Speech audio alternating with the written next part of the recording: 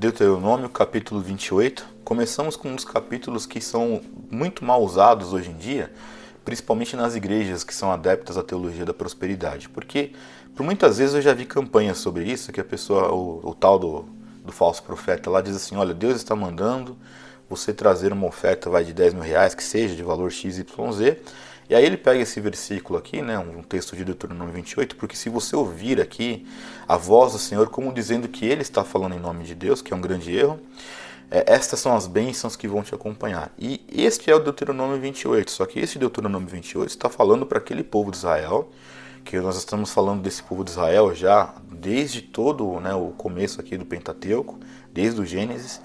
Então estas bênçãos aqui que estão sendo ditas é para este povo de Israel, que estavam ali na iminência de entrar na Terra Prometida. Não tem a ver com essas campanhas mentirosas que são, né, focadas em pegar dinheiro, não tem nada a ver com isso, tá?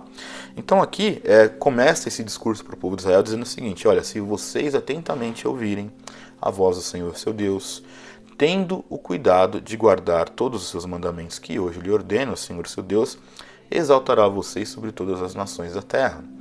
E é interessante que muitas pessoas não entendem isso, mas quando nós falamos de ouvir a voz do Senhor, me parece que as pessoas que esse trecho específico passa despercebido, porque quem é que ouve de fato a voz do Senhor e mantém com ele um relacionamento superficial ou como uma moeda de troca, de acordo com como as religiões comuns fazem, né? A religião comum, ela faz você ter um relacionamento com uma suposta divindade. Se você fizer o que essa divindade quer, essa suposta divindade quer, ela te dá o que você quer.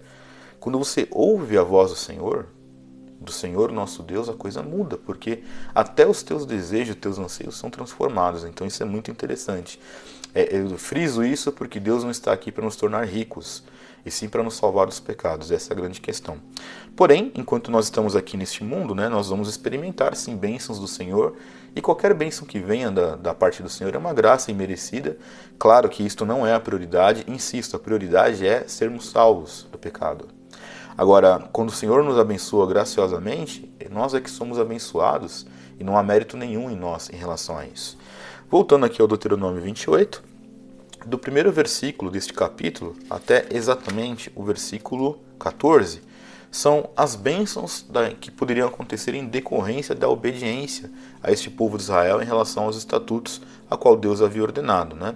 Um dos exemplos aqui que nós podemos ver, olha, o Senhor determinará que a bênção esteja nos seus celeiros, em tudo que colocarem a mão, ele os abençoará na terra que o Senhor teu Deus lhe dá. Ou seja, o Senhor abençoaria o fruto do trabalho das pessoas, né? O dinheiro não cai do céu, as pessoas tinham que trabalhar, e quem trabalha realmente vai ter, ainda que não seja tão milionário, né, ou seja muito rico, não importa, né, mas o trabalho ele vai dar um fruto, isso é um fato, né?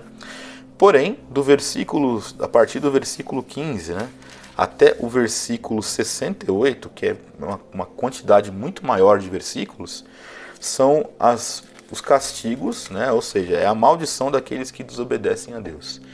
E isto sim deveria então chamar a nossa atenção, né? É engraçado que esse povo aí que prega a teologia da prosperidade, que usa um texto fora do seu contexto amplo e original, eles esquecem de colocar também, de pontuar os pecados, os problemas, porque começa assim, ó, olha, porém, se não deres ouvidos à voz do Senhor seu Deus, deixando de cumprir todos os seus mandamentos e seus estatutos, que hoje eu lhe ordeno, então virão sobre vocês e os alcançarão todas estas maldições. E aí começa no versículo 16. Malditos serão vocês na cidade, malditos serão no campo, e etc, etc, etc. Então você vai ver, vou te dar um exemplo, versículo 45, né? Todas essas maldições virão sobre vocês, os perseguirão e os alcançarão até que vocês sejam destruídos, porque não ouviram a voz do Senhor seu Deus. Ou seja, aqui a advertência desse capítulo é gigantesca, né? Não é um capítulo que só diz coisas boas.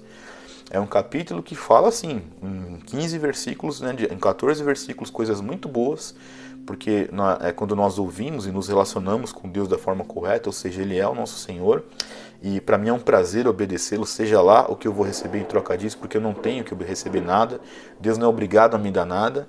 E aí nós vemos a partir do versículo 15 até o 68, ou seja, muito mais versículos de severos problemas que esse povo enfrentaria se decidisse não ouvir Deus. Este sim é o alerta de Deuteronômio 28, que se você não escutar a Deus, você está perdido, e isso vigora né? Se nós escutarmos Deus até hoje, nós estaremos perdidos então igualmente para uma consequência futura. Isto sim é o que deveria chamar a nossa atenção neste capítulo.